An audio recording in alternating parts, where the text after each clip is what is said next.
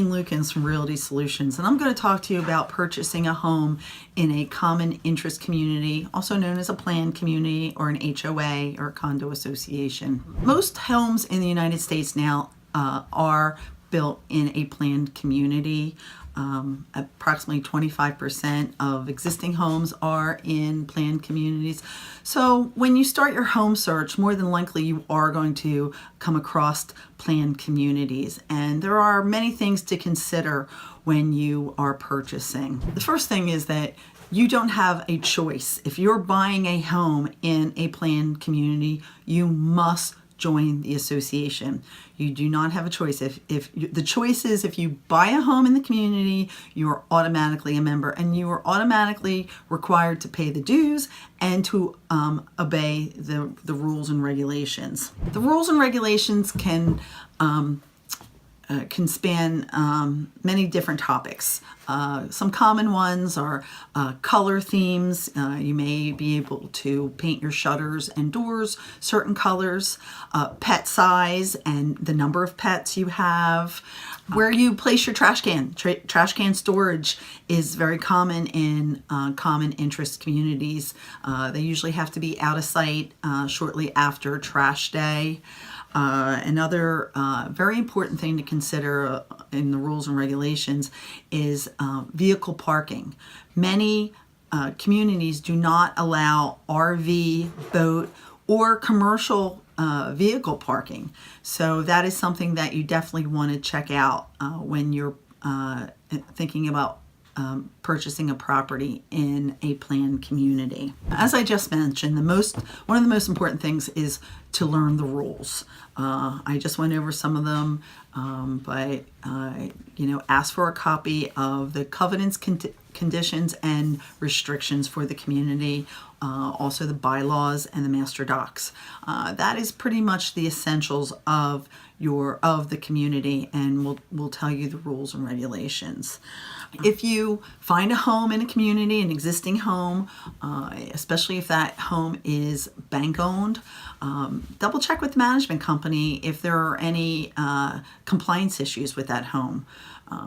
I've run into homes where the owners have installed irrigation systems into the common area or have fences that are outside of their boundary lines.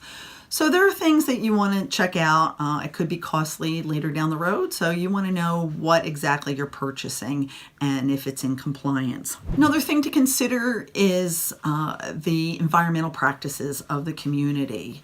Does the community use fertilizers and pesticides? If that's something that you are not interested in having near your home, you should definitely investigate that. Another thing that I find interesting is many owners don't realize that they may not be able to plant a garden if they're buying in a condo or co-op, and even some homeowners associations. There are restrictions about flower gardens and vegetable gardens.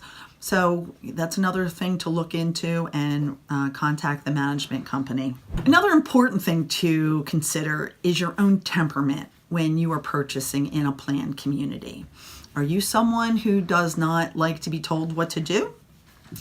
If so, you may not enjoy living in a planned community. You might find it frustrating. On the other hand, if you like driving down your street and everything's orderly and planned, then again, you may enjoy living in a planned community. Oftentimes too, when you have a problem with a neighbor, if you have an issue, you do have someone to help with that. So that is one reason why it is nice to be in a planned community. Very, very important is to inquire about the fees. Fees could be annual, they could be quarterly, or they could be monthly. Find out the history of the fees, how often they are increased, what the fees cover. Are there special assessments? Those things, and find out a history of the special assessments too. So that is something that you definitely want to check out, because that will impact you financially. Some fees are very minor. There are homeowners associations that are just $100 or so a year, and there's others that are hundreds, even thousands of dollars a year. So it's definitely something you want to investigate. I would recommend as well, ask for a copy of past minutes from previous board meetings. That will give you insight as to how the board handles maintenance, what projects are upcoming, what projects have been completed. Also, check out delinquencies, and that should also be discussed somewhat in your board meeting, probably not in the open section, but it will be discussed. There are many homeowners associations and condo associations that are facing bankruptcy because there are so many people in delinquent status. So that is definitely something you want to check out and make sure that your community is in a good financial status. They have a solid reserve fund. Their delinquencies are not too high. The last thing that I would recommend, and this kind of goes again with your temperament, even though you're going to get a copy of the rules and regulations and all the master documents, you want to just check out the community to see if it's overmanaged or undermanaged. Regardless of the rules, if the rules aren't enforced, many boards do not want to enforce certain rules. And if that is something that is important to you, that community may be undermanaged to your liking. And the same can be true with overmanaged. There are very many zealot boards out there that, if a blade of grass is out of place, then you're going to get a violation notice. And that may not be comfortable living for you. So there are just a few things that I would recommend to a homeowner who is purchasing a property in a common interest community.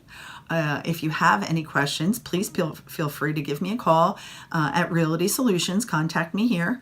And thank you. Have a great day.